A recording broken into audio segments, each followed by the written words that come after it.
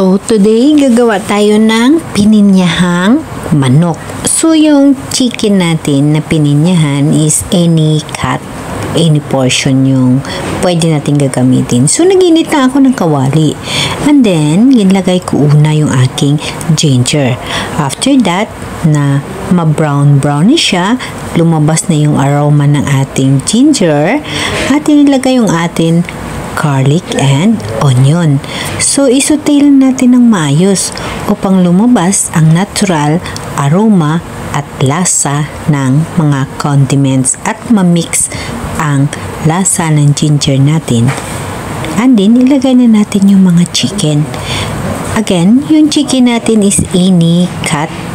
Pwede dito sa pininyahang manok.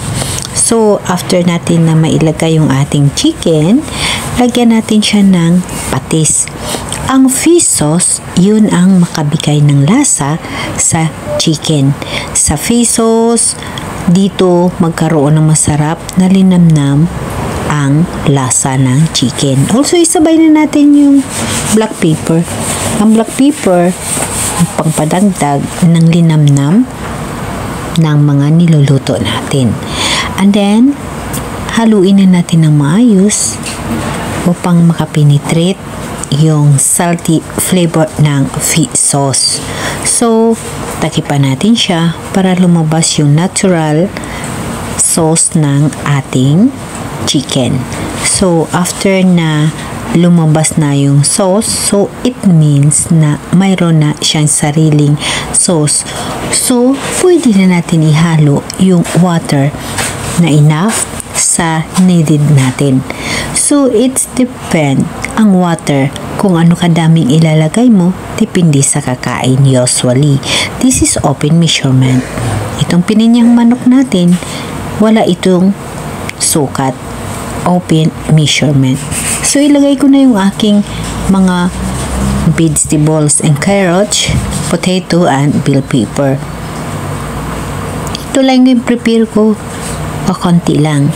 Itong aking chicken, yung pininyahan manok, ito siya yung free food natin sa ating mga kaibigan na constructions workers.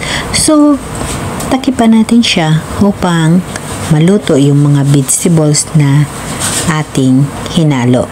After that, ilagay na natin yung ating pineapple juice. Sa pineapple juice natin, ilagay natin yung ating tidbits para toppings. Yan yung ating pininyahan manok.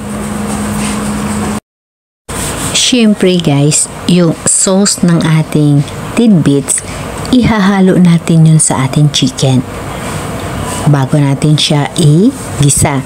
Yun yung hindi ko nakuha ng video, but really na yung juice ng ating tidbits, kailangan natin ibabad even 20 minutes sa laman ng ating chicken. So, para maglapot yung sauce na ginawa natin, so kailangan natin ng cornstarch, cassava flour, and kamote flour. Imimix ko yung tatlo, and then yun ang gagawin ko na pang thickener sa aking pininyahang manok. Masarap kasi itong combination ng tatlong flour. So, again guys, ito yung ating pininyahang manok. Masarap ito ang kanyang lasa. Again, ilagay ko sa description yung mga ingredients at procedure para na madali magaya. At isa pa guys, talagang masarap itong lasa ng pininyahang manok para sa masa, pangkain ng maraming tao. Ito siyang food for today para sa constructions workers na mga friend natin na nagtatrabaho dito sa bahay. So, again guys, thank you for watching. Please don't forget to subscribe my YouTube channel, at kung bago ka pa lang sa channel ko, please subscribe, at thank you sa lahat na tumutulong sa akin. And of course, maraming salamat sa inyong lahat na nanonood ng mga video ko.